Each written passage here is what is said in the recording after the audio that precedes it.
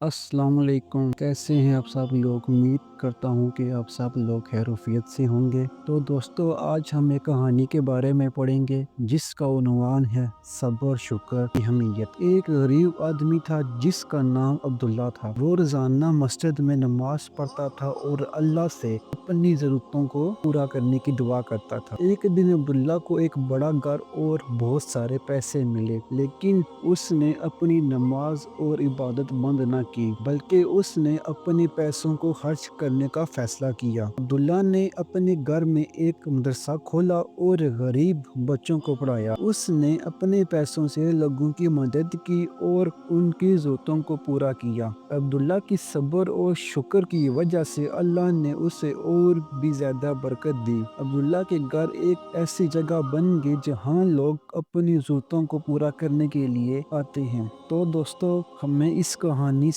ये सबक मिलता है कि अगर हम सब्र और शुक्र से काम करते हैं तो अल्लाह हमारी ज़रूरतों को पूरा करता है और हमें और भी ज़्यादा बरकतें देता है। जज़ाकल्लाह।